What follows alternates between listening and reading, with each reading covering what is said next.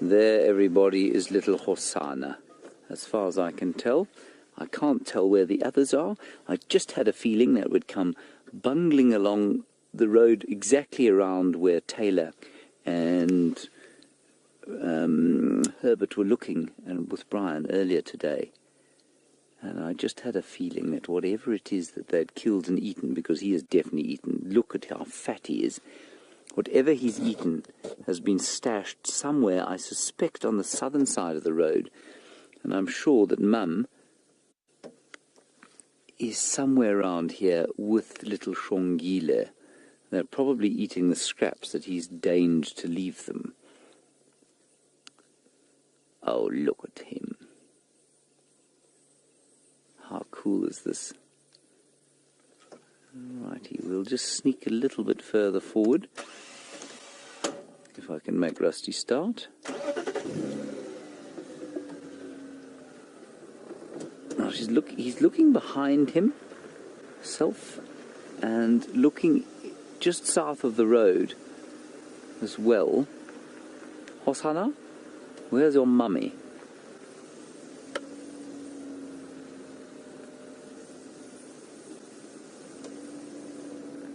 And I'm sure all of you are as excited as I am by this development.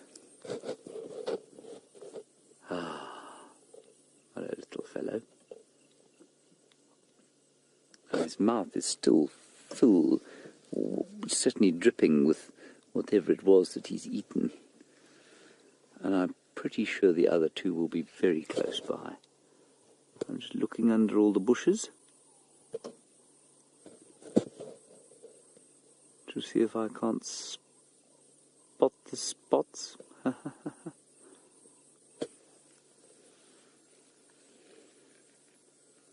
He's so uncomfortable because he's so fat, and so he can't not move. Where's your mum, boy? So while you're looking at him, I'm just scanning the landscape.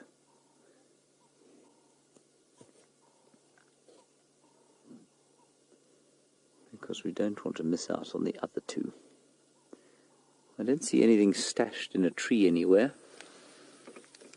Unless there's something stashed just over there. A bit closer forward. I'm going to go a little bit further forward. Look how fat he is. Great big greedy guts, Leopard. We'll come straight back to him. If I can't spot the others... We've still got a shot there, Craig. I'm going to wait here.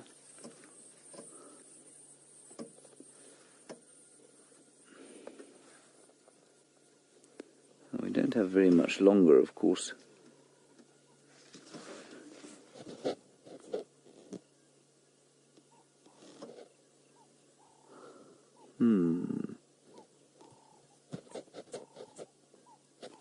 No, I cannot see...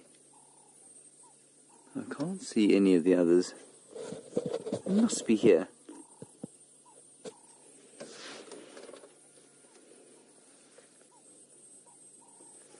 Now there's a vehicle coming at about 786 kilometers per hour. So I'm just going to have to move. We have not found any further sign of the other two, and I'm talking quietly because he's very close, and he's just spotted the fact that I don't have a door, which I think he finds quite entertaining.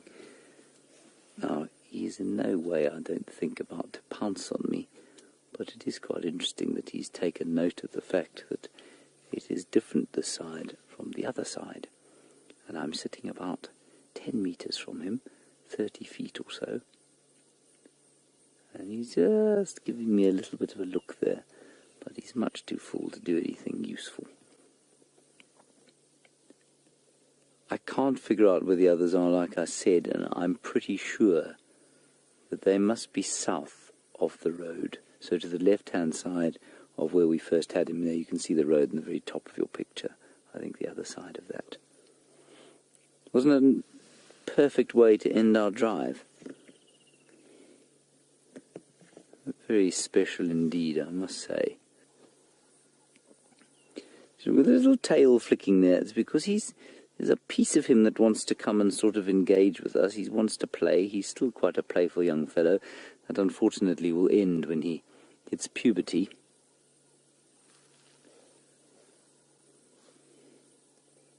And I rather wish he wouldn't lie here, because although it was lovely for us to spot him, it was so easy for us to spot him. Imagine how easy it would be for something like a marauding hyena to spot him, or, I don't know, a lion coming through here. He seems to be a little bit far from the trees and from the safety of his mum. But I suppose he's relatively well experienced now. He's almost a year old.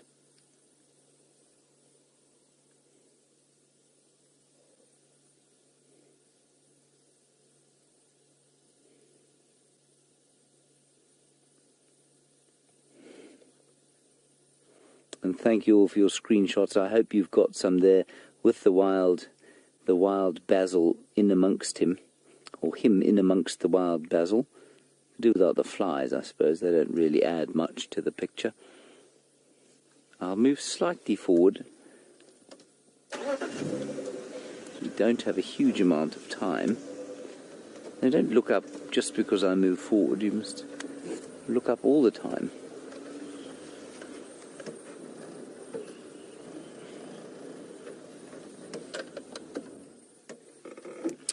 Virginia, almost impossible to say, but always nice to ponder these things.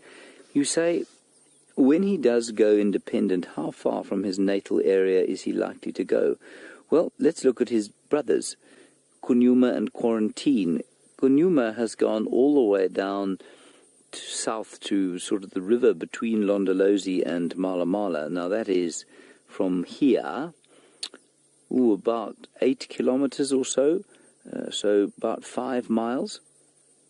Oh, he's so comfortable now in the sand. 5 miles from here down to the south as the crow flies, which in the context of this area is quite a long way. But Quarantine has set himself up on Cheetah Plains, which is about, I suppose from where we're sitting right now, I suppose you could say about 3 miles or so. So, actually thinking about it like that, if we were to head due south the same distance that we have to head east to Cheetah Plains, it's not actually that much further. But it does feel like Quarantine's set up rather closer to home, because he's still in his father's territory than Kunyuma, who's moved a long way south. Tingana, for example, came all the way, so this chap's father came all the way from Lion Sands, which is way down the south of Sabi Sands, probably about 12 miles as the crow flies. So he dispersed a long way. I'm trying to think of another male that we know of. Mvula, I don't think came from any, I think he was born much closer by, actually. And any other males that I can think of? Shivambalane also, he is not too far from his natal territory. So it does depend. It can be a huge distance. It just depends on where the territory opens up. And I think Quarantine is still lurking around where he is on account of the fact that Mvula, his father, has kind of become non-territorial. And so that area is almost vacated completely. So we'll spend the last few minutes with this fellow and just wonder and see if his mother or sister doesn't sort of silhouette themselves up on one of those marula trees over there. But so far, not so much, and it's become so quiet and so lovely out here, and I can't believe no one's driven past this chap and seen him. Isn't it wonderful? I can hear some elephants trumpeting off to the south, but very far off. Oh, it's wonderful to see it. See how close in on his eye you can get there, Craig? As he moves it, of course.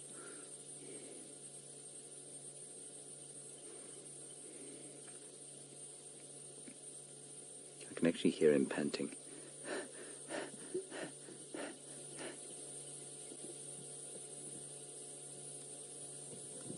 It's so beautiful. Beautiful shot. So cool. How wonderful is that?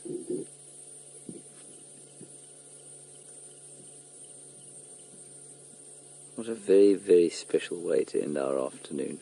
I can't believe it. Fat-bellied little fellow.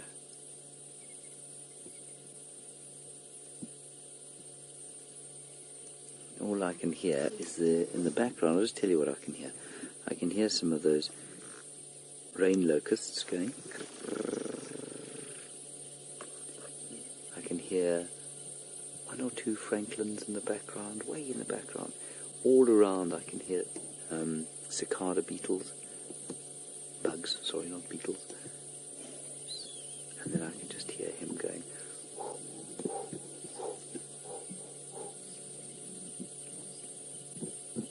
I think he sat up because I was imitating his breathing.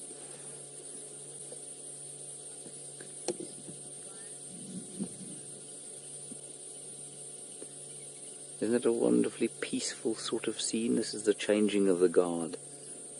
My second favourite time of the day. My first, of course, being dawn.